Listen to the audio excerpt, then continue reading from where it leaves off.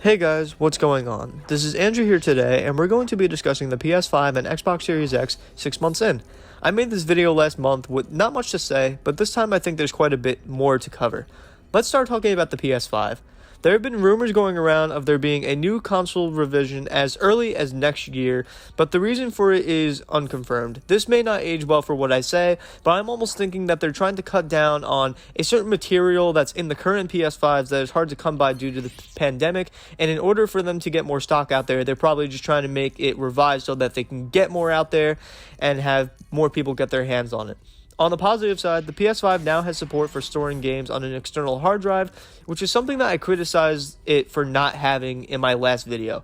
That's good news for you guys because external hard drives are pretty cheap. I just got a 2TB one for like $70, and they're an alright option if you don't mind swapping the games from hard drive to the SSD every once in a while whenever you get another game. I've been doing the same thing on my Xbox Series X, and honestly, I have no complaints.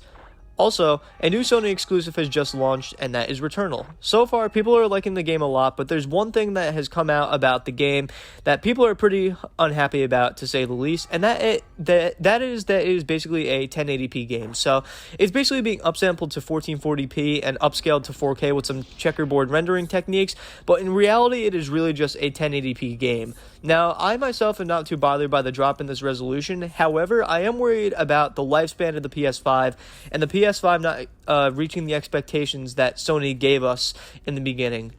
In another video, I basically said I don't think we need a PS5 Pro, but if we start seeing games like this more often, I have a feeling this is going to give Sony the excuse to actually release a PS5 Pro to hit those higher resolutions that people are wanting. I will say that I am happy that they focused on higher frame rates rather than doing it at 4K at 30 FPS, but I think it would have been nice to at least have the 4K 30 option for those who wanted it. Regardless, it still would have been complained about if it wasn't at 4K 60 FPS native, and we're probably going to be seeing a lot of people complain about that over the course of the generation when the games don't hit that resolution that we were basically advertised to have on these consoles. So there's not much to talk about with the Xbox Series X this month, but I'm still going to get into it anyway. Although we haven't seen any big hitter exclusives, Microsoft threw us a curveball and optimized 74 games to run at either 60 or 120 FPS depending on the game, and some of those optimizations were also done for the Series S. I will link the entire list in the description so that you guys can check it out. I'm very happy that Microsoft still recognizes these games as something that people may look back on rather than seeing it as something of the past, and I think we can even expect more of these optimizations to come eventually. I myself have a huge back catalog of Xbox One games, and these optimizations are going to make it fun for me to finally play the games as if I were to have played them on PC when I got them last generation and turned up the settings to the higher frame rates. However, I'm still waiting for some exclusive games, and we probably won't see many until 2022 and beyond, besides for Infinite that's going to be coming at the end of this month. The end of this year.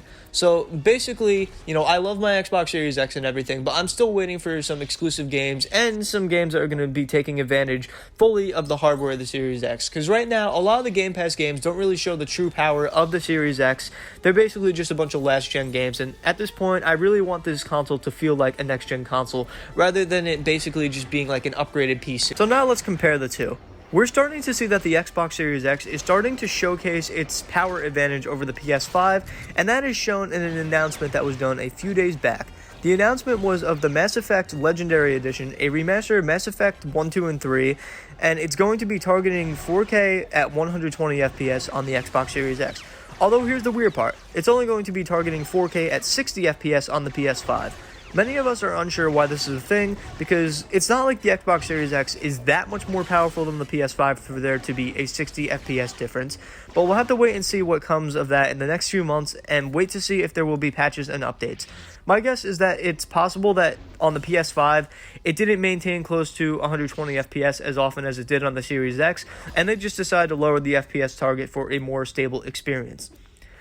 However, you can also drop the resolution to play at those at that 120 FPS on the PS5 if you want to, but as I said before, you won't be able to get it at 4K at 120. Overall, like I stated in my last video, I am happy with both of the consoles as of now. Unlike last month though, I'm going to have to jump on the PS5 train this time around. Don't get me wrong, I've been playing my Series X quite a bit more due to the Game Pass library, and I'm definitely going to be playing my back catalog of games that have been optimized, but the PS5 just feels like the newer console as of now. We have just saw another quality first-party game launch, and the new Ratchet & Clank game is coming out next month, which I am going to be getting on day one and playing the hell out of because I loved the PS4 Ratchet & Clank. By the time I play that, we will be discussing how these consoles stack against each other at the 7-month mark if I decide to make that video. Well, anyway guys, I hope you guys like my take on this topic. I will see you all in the next one.